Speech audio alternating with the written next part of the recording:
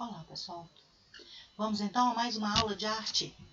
E hoje a nossa aula ela vai ficar basicamente voltada para a análise de obras das vanguardas europeias. Vou colocar aqui modo slide para ficar melhor a nossa imagem, tá? Pessoal, bom, vamos tentar praticar. Essa aula pode ficar um pouquinho longa, tá? Já aviso de antemão.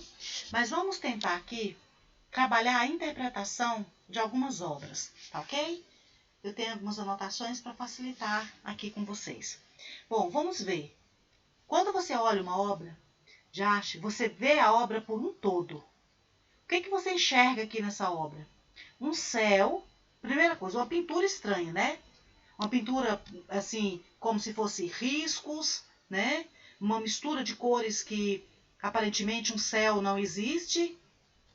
Parece um vento aqui, uma água, né, no rio também diferente. Nós temos duas pessoas aqui atrás, paradas, observando o principal autor, digamos assim. Ao mesmo tempo, o rosto, a imagem, né, é totalmente desfigurada.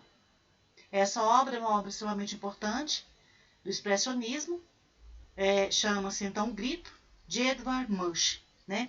Qual a interpretação desse quadro? Bom, aqui na verdade, Edward, ele fez várias interpretações, pessoal. Algumas estão em museus, foram, se não me engano, 4. 4 versões do Grito. E é interessante você pesquisar, por exemplo, né, o porquê disso aí. Aqui transmite, então, emoção, angústia, dor, né? Dá uma impressão. Bom, o grito, então, demonstra a angústia do ser humano. Nós temos aqui um fundo, né? Em que de cores quentes, em contraste com a água, que é cores frias, né? O azul. E um horizonte, pessoal, em que como eu coloquei para vocês, que interessante a pintura, a forma como ele fez, que na realidade ela está fora da realidade. Nós não vimos um horizonte, nós não vimos um céu, uma paisagem dessa forma, né? De qualquer maneira, as ideias mostram então um pouco de confusão mental, né? Como eu disse, mostra angústia, a dor, alguém sem um cabelo, no caso aqui, né? Ele tá sem o cabelo, né? Os movimentos tortos. Agora, quando a gente fala de movimento torto, a ponte ela tá ok, os homens aqui ok, apenas então a pessoa que está expressando esse grito que demonstra, então, talvez fosse um destaque que o Edvard Munch queria mostrar. Através da dor, da angústia, a pessoa ela está sem uma forma adequada, né? Como se o berro acabou entortando, então, a pessoa, né?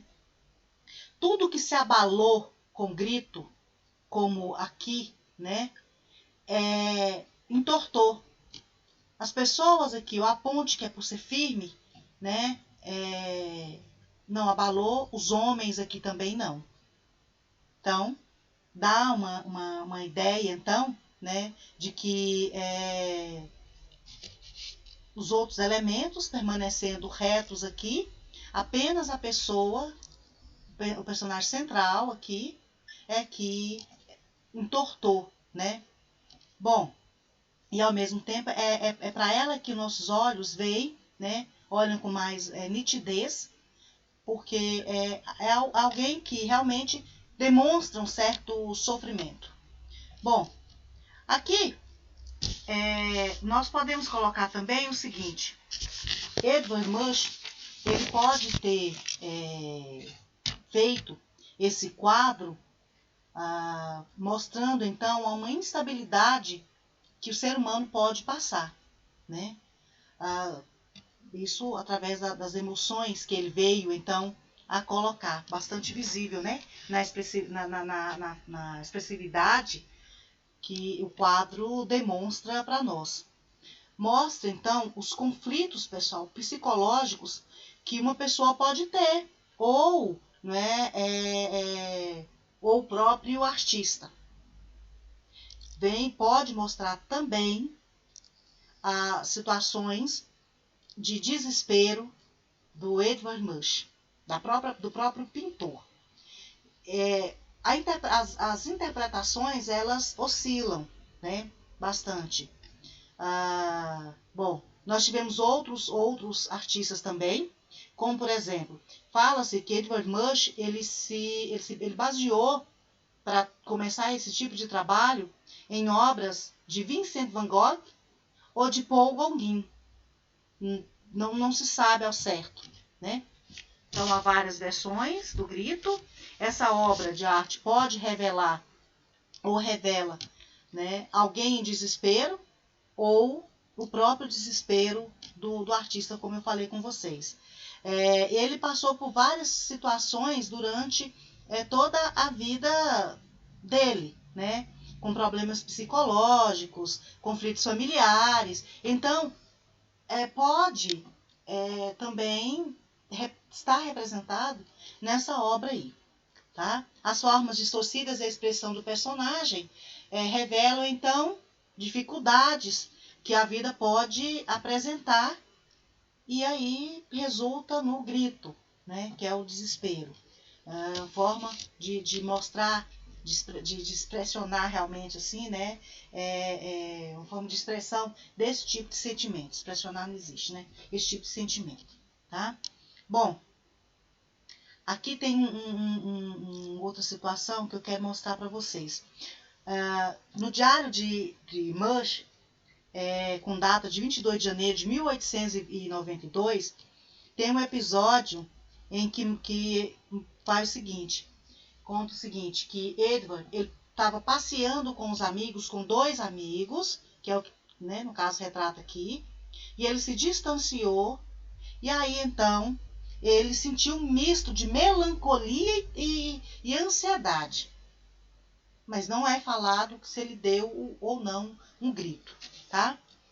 Bom, então, Vincent van Gogh. Essa obra do Van Gogh, pessoal, é uma obra extremamente importante.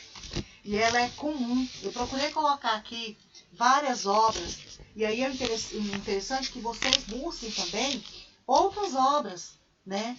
Agora, se você ficou impressionado que Edvard Munch, ele tinha problemas, por exemplo, psicológicos, aqui Vincent van Gogh é uma loucura em pessoa, né? Essa é uma obra pintada em 1889. Bom, análise então da obra, como que nós podemos entender essa obra. A interpretação toda diz que o seguinte: era a vista da janela do quarto de um hospício em que Van Gogh estava. O hospício de Saint-Rémy de Provence. Aí a única situação que provavelmente podia não existir são nessas casinhas. É a vila. Tá? Cada um dos traços que compõem a obra tem um significado, né? As estrelas, o sol, em forma de círculo. Olha a pincelada, como é feito a pintura de forma brusca, né? Parece que ágil. Então, né, o cipreste aqui também, a torre da igreja para o céu, o cipreste, né? Tudo tem um porquê. Ele se internou voluntariamente, pessoal, Vincent van Gogh, depois que ele cortou uma orelha. E aí, ele cortou a própria orelha, né? E ele tinha traços de surtos psicóticos. Ao mesmo tempo, ele sofria de depressão, né? Bom, as saídas de Van Gogh do hospício eram extremamente controladas. Então ele só tinha o quarto porque ele dormia, e ele saía desse quarto e ia para um outro local aonde ele pintava as telas, né? Que era uma parte no térreo do hospício. E nesse caso ele ocupava então duas celas, uma para dormir e a outra era o ateliê dele, digamos assim, né? E esse fato dele ficar bastante preso dentro só das duas celas no hospício, ele não tinha muita opção de ideias, de mundo, de situações que ele pudesse pintar. Então, várias obras dele vai ser basicamente dessa forma. E se ele estava no quarto, ele admirava o céu, só que de uma forma mais, assim, diferente, né? Bom, ele também foi visto como uma espécie de pós-impressionista. O que significava isso? Ele começou a pintar no final do século XIX para início do século XX. Então, ele passou o final de um século ao início do outro, que é a vida, o tempo de vida dele. Ok? E nesse caso, então, nós podemos representar que as obras de Vincent van Gogh é uma representação do mundo, mas assim, o mundo que ele criou, o mundo que ele vivia, né? E não tinha muita abstração, ok? Vamos ver, então, os principais elementos da obra? Aqui, sim, nós vamos ver um pouco dos traços que eu falei com vocês aqui. Olha só. É uma tela extremamente importante de Van Gogh, né? É o único registro feito do período em que Van Gogh estava nesse hospício, né? Uma paisagem noturna, em que ele procurou, então, preservar, digamos assim, né? Registrar. Bom, ele não teve tantas obras e olha só os aspirais, por exemplo, como nós temos, né? Aqui, né, o que significa? Ela chama a atenção do quadro, ela está bem no centro, né, do quadro, mostra então as pinceladas rápidas, e aqui também a gente vê que dá uma sensação de profundidade e movimento.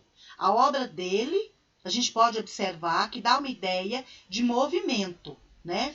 Por causa justamente desse traço marcante das pinceladas dele. E é isso que mostra que o quadro, que a obra, é uma obra ligada, então, ao movimento impressionista, né? São características de Van Gogh, esses aspirais aqui, né? Essa forma de pintar, digamos que foi só dele. Bom, eu falei da vila, que ela não existia, né? Da janela do quarto dele. Essa vila, ela pode ser uma vila no qual ele passou a infância, né? Como também pode ser uma vila de Saint-Rémy, né? Não se sabe ao certo. Bom, como ela não existia, ela foi feito, foi colocado, ele pintou, porém, na paisagem que ele via não existia, né? Fala-se de uma inserção no quadro. É como um componente imaginário de Van Gogh. Bom, o cipreste aqui, né? Essa árvore aqui. O cipreste é um elemento também muito presente nas obras do Van Gogh. Ela está associada, pessoal, aqui vem uma tristeza. Ela está associada com morte, né? O que é falado? Isso aqui, por que é falado que é dessa associação? Porque para os europeus isso era muito comum, viu? Fazer esse tipo de associação do cipreste com a morte. Ela serve o cipreste para ornamentar cemitérios, né? E aí, por isso que fala-se, relaciona-se com a morte. Aí você para e pensa, né? Um pintor com a cabeça, com histórico, né? Depressivo como era, tinha que ter um equilíbrio mental. Nem todo mundo tem quando passa por certas situações, certos problemas, né, pessoal? Bom, ele tem um valor né, o cipreste aqui, um valor assim, valor e interesse bastante formal, né? O movimento também que a árvore faz, ela deixa a obra assim bonita, né? Dá um certo, digamos, movimento realmente na obra, né? A ideia de movimento por ela balançar, né? As estrelas é um outro componente da obra A Noite Estrelada. Aparentemente parece a maior parte, assim, né? Uma importância muito grande, um dos elementos mais importantes, digamos assim, na obra de Van Gogh.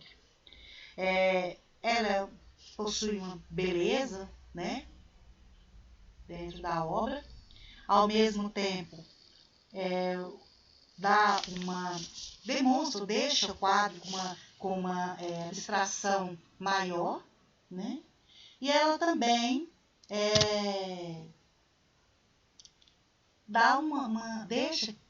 demonstra, né, uma abstração do próprio movimento.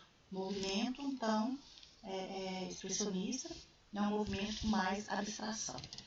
Bom, ou pelo menos ideias, né? Aqui nós podemos observar, então, que a pintura do céu noturno é um céu, ou é uma pintura que demonstra turbulência, agito, né? Ela não transmite paz, sossego, ela mostra uma mente agitada, né? Bom, isso, ao mesmo tempo, há um contraste aqui. Ao mesmo tempo que o céu dá essa ideia, quando você olha o quadro por um todo, você vê que a vila demonstra calmaria. Por isso que pode ser relacionado à questão da infância de Van Gogh. A Noite Estrelada é uma obra cheia de sentimentos que transparecem nas pinceladas. É uma obra que contém fortes elementos imaginativos e que, de certo modo, transparece a uma mente agitada. Bom, essa outra obra, eu acho que essa do Corvo eu coloquei para vocês também lá no slide, né?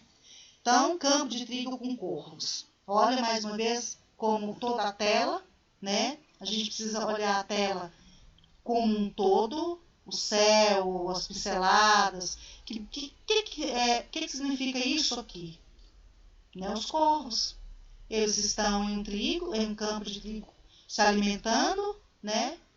E uns voam, outros não, assim por diante. Bom, é uma obra também famosa de Vincent van Gogh. Ela demonstra, então, um ar de mais dramaticidade, né, com o tema. Não foi o único quadro nesse estilo que Vincent van Gogh pintou, tá? Ela tem uma representatividade meio triste, porque ela representa, digamos assim, a morte. Através de quem? Dos corvos. Os corvos, eles dão a ideia, né, de morte. Uma outra situação também são os caminhos. Tá vendo que esses dois caminhos aqui, da direita e da esquerda, eles não levam a lugar nenhum, só o central que leva, de uma certa forma, né? Bom, então, mostra, né, aqui um céu mais agitado, tempestuoso, turbulento, não é mesmo? Ou como se fosse uma tempestade, né? O único trabalho em que o artista utilizou pinceladas com golpes tão vigorosos e sob um céu muito turbulento é essa obra. A gente pode reparar que ele usou traços aqui, né? São obras mais movimentadas. Aqui, né? Riscos aparentemente largos, né? Bom, aqui também nós temos o seguinte. Van Gogh tinha um grande respeito pelas forças da natureza e já havia incluído céus semelhantes em várias de suas obras. só que não com tanta presença marcante assim.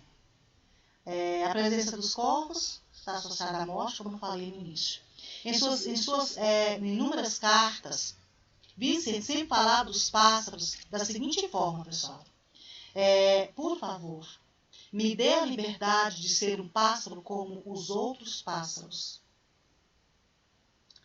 Por favor, me dê a liberdade de ser um pássaro como os outros pássaros. Então, ele é associado aos pássaros como liberdade. Porém, ele pintou o corvo, que é associado, então, à morte.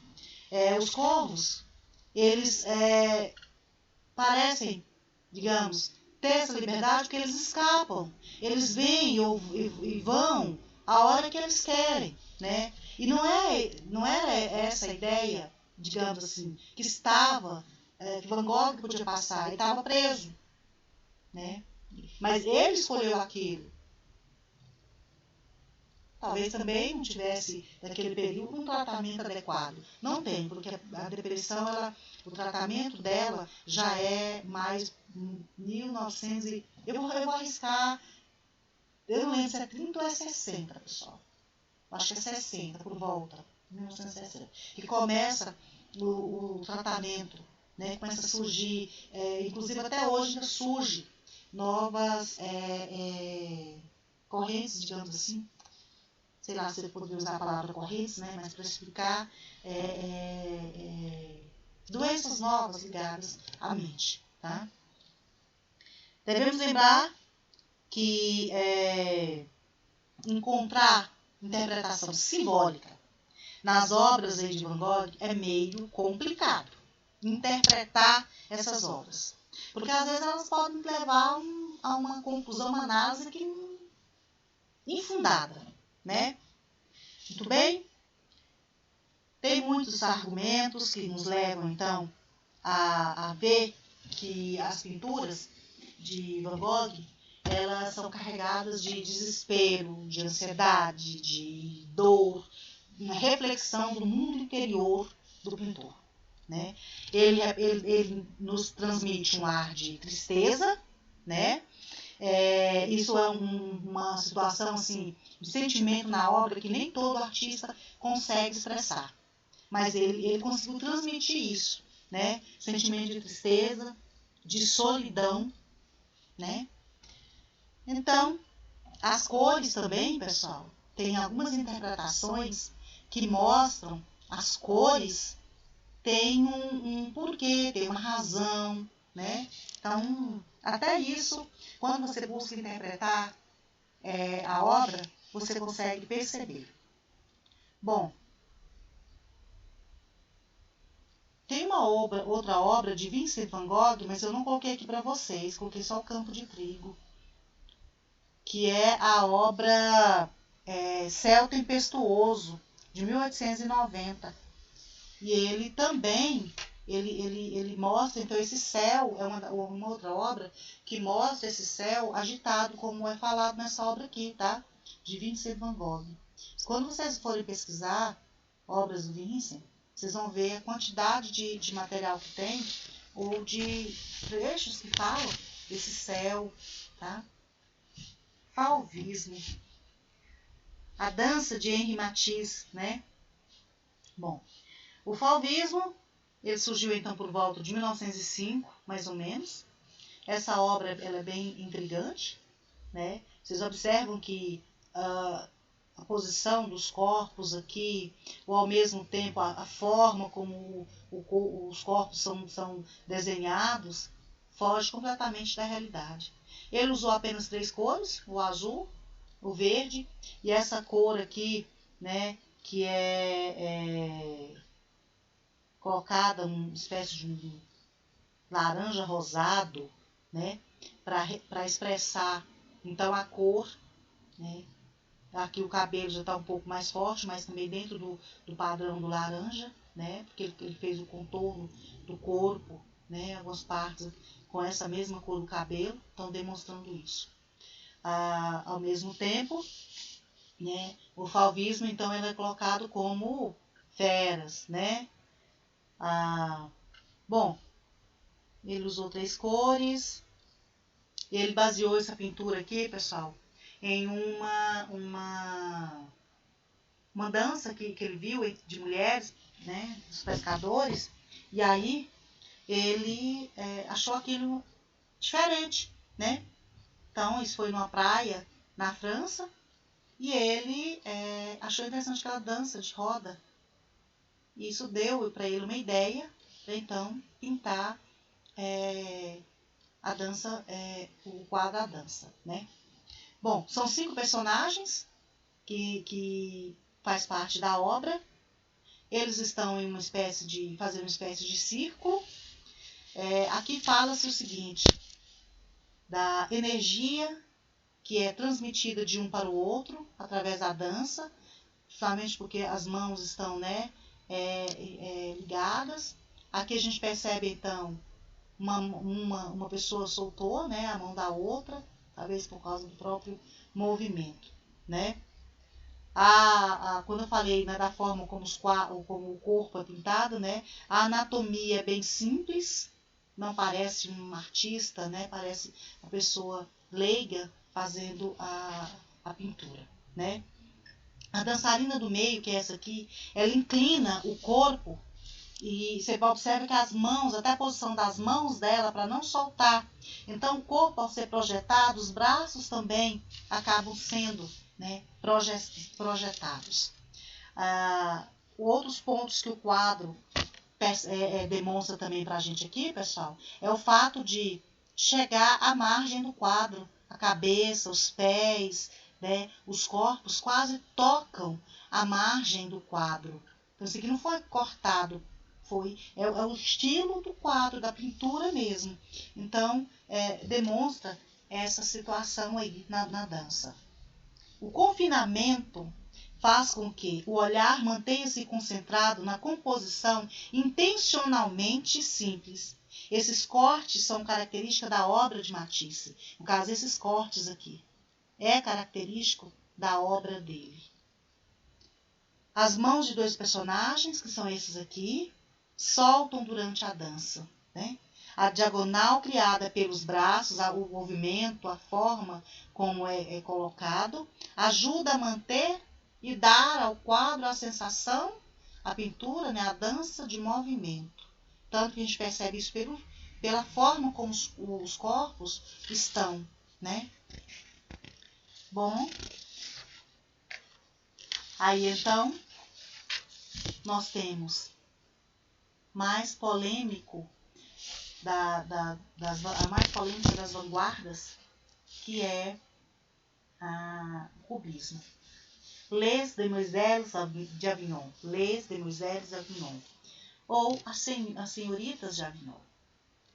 Bom, esse quadro, uns falam da interpretação que tem, provavelmente, e aqui dá pra gente perceber como se fosse um ombro e uma cabeça, dá uma ideia de um cabelo cortado curto, orelha, né, fisionomia de um homem que foi realmente cortado. Provavelmente esse homem pode ter entrado em uma sala, conversado, falado alguma coisa que essa mulher, ela volta, ela está sentada de costas, e ela vira o rosto, essa outra abre a cortina e olha. Então aqui há uma mistura de raças.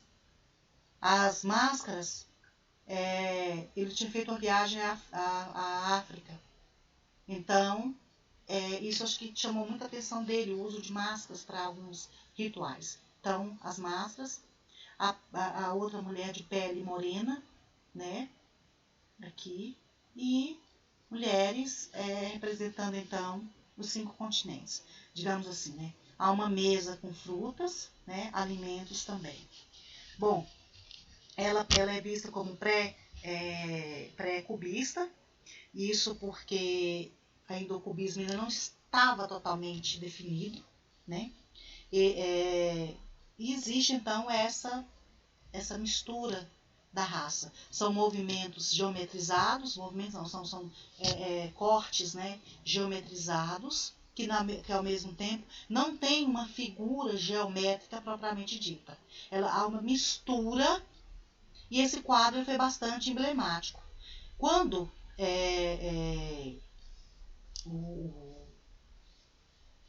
quando Pablo Picasso pintou as senhoritas de Avignon, ele deixou os quadros guardados por um tempo, até ter coragem realmente de colocar à tona. Por quê? De mostrar o quadro. Porque ele sabia que era um quadro extremamente polêmico. E é um quadro famoso. É uma obra muito famosa.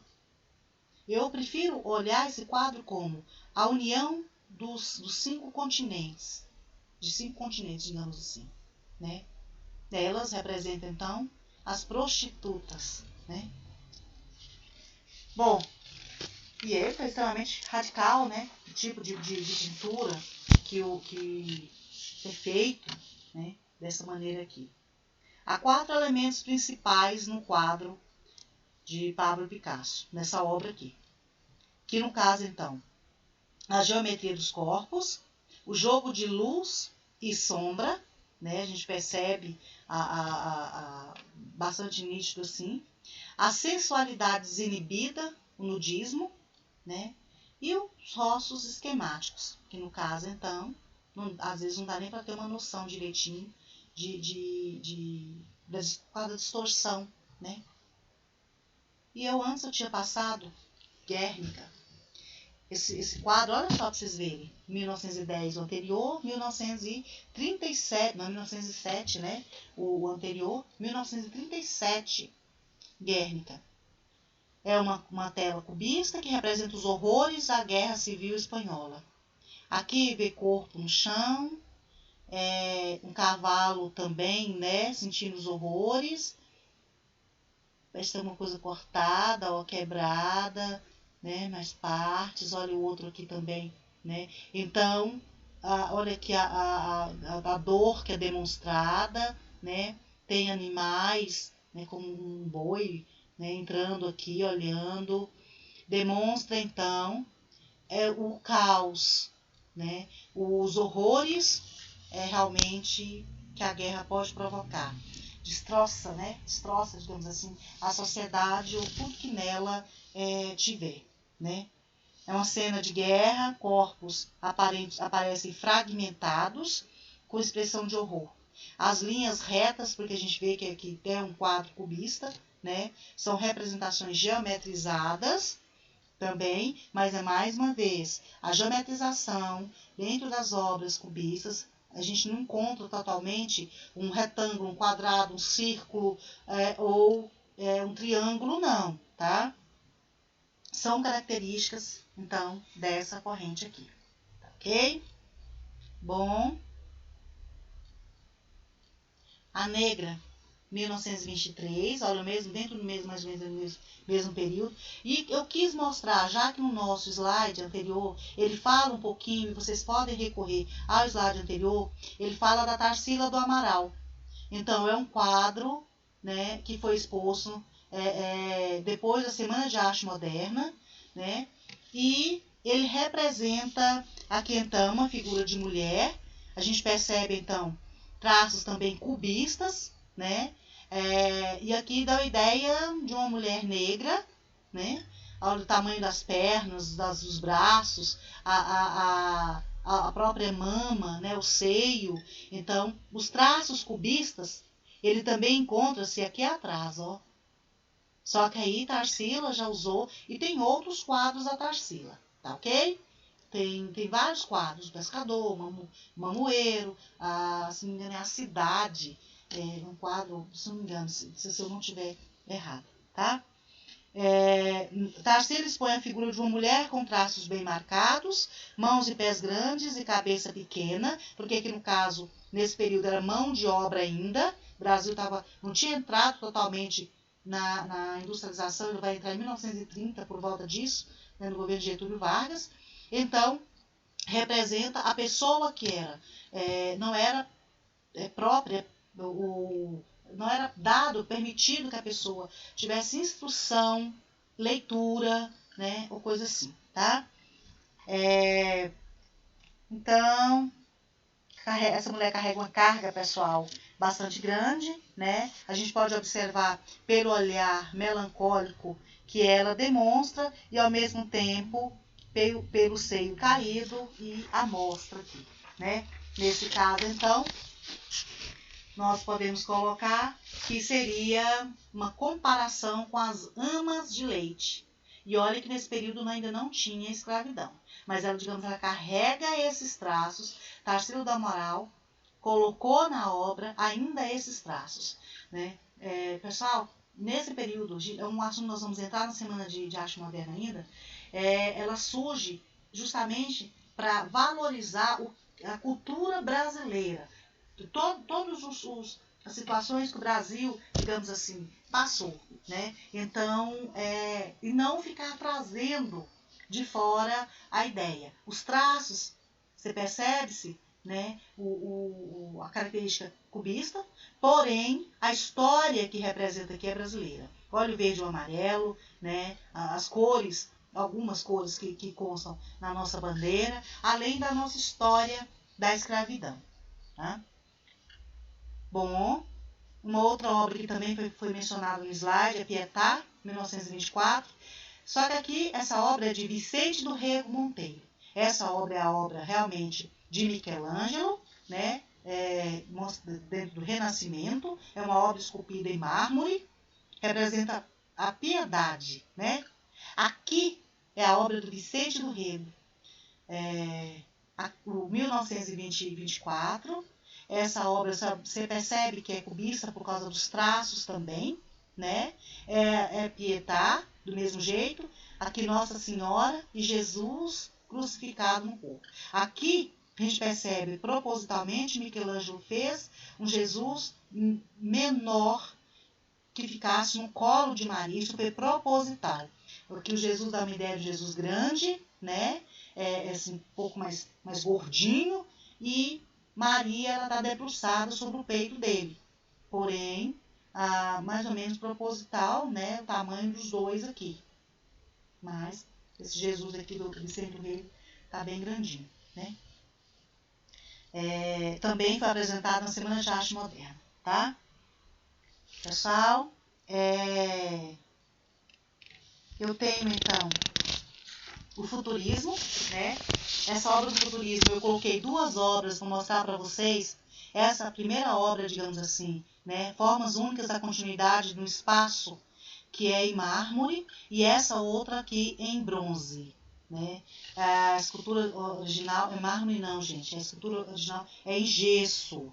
É em gesso, desculpa, perdão aí. E a outra em bronze. Então, a primeira cópia que ele fez, né, que o Umberto Boccioni fez, foi uma obra em gesso, tá? E está em exposição, né? A gente percebe o avanço e tal. A ideia de que no espaço há esse movimento, né? Meio que voando, digamos assim, e cria esse ar de leveza. Daí a roupa, né? Está dessa forma aí, ok? Bom, e há várias outras versões sobre essa obra do futurismo. Se não me engano, eu mostrei para vocês a do Umberto Boccioni também, mas foram outras obras, né? Então eu trouxe essa para agregar ainda as outras do Boccioni. São obras mais assim comuns, tá, pessoal? Aí eu tenho o surrealismo, que é a última vanguarda, né? Eu estou preocupada que esse slide ficou bastante grande, né? A persistência da memória, 1931, Salvador Dalí. Bom, aí eu tenho ainda esse de René Magritte, que é o último, né? Tá ok, então.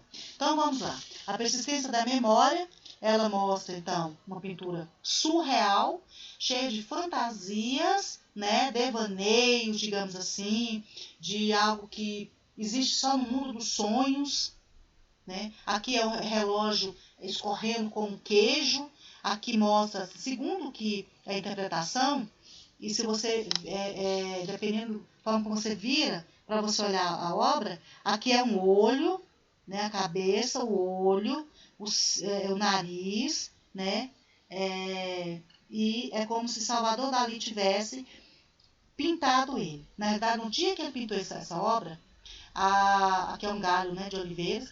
A mulher dele chamou para sair para algum lugar. E ele resolveu ficar em casa.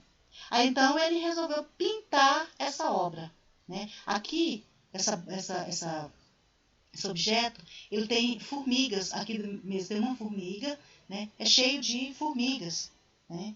Bom, dali estava indisposto para ir ao cinema com a mulher e amigos. Então ele resolveu, nesse meio tempo, pintar essa obra, né? Tela. Qual que é, então, a interpretação dessa obra, A Persistência da Memória? Os relógios derretidos, como eu falei, né? É um estilo meio que, ou um pensamento meio paranoico e ao mesmo tempo crítico, né? Chamar a atenção de alguma coisa. O surrealismo, nós não podemos esquecer, ele está ligado, então, aos estudos da psicanálise. Aqui nesse período, Freud ele começa a trabalhar as ideias da cabeça.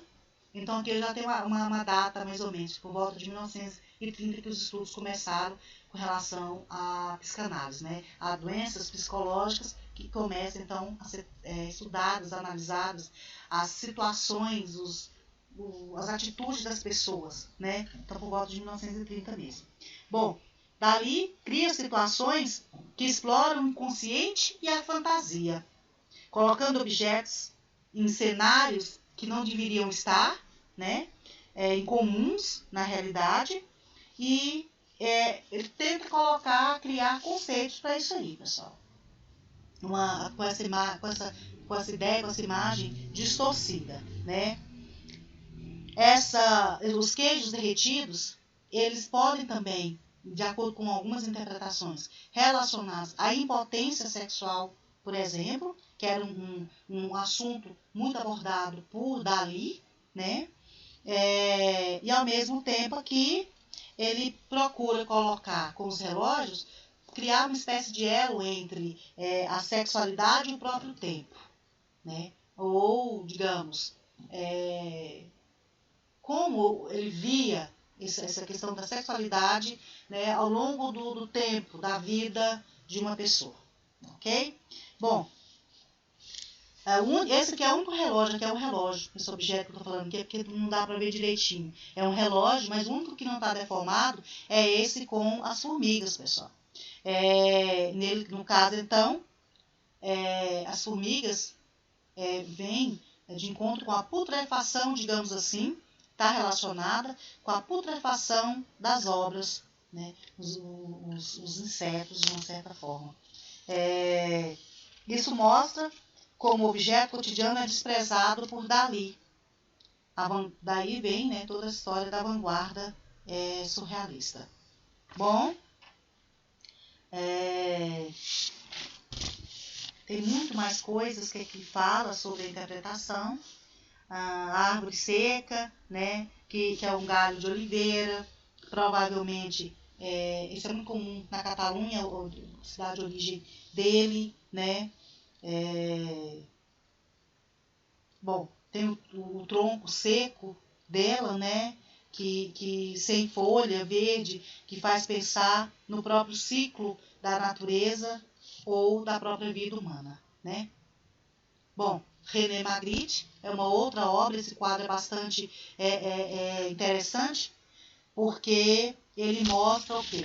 Ele mostra o seguinte, é um espelho, e aí, se é um espelho, reprodução interdita, como que o livro, ele mostra, até o livro aqui fala de interpretação, eu não consegui aumentar a imagem para eu ver, mas de acordo com a interpretação, até o livro também, aqui ele fez uma reprodução de forma diferente.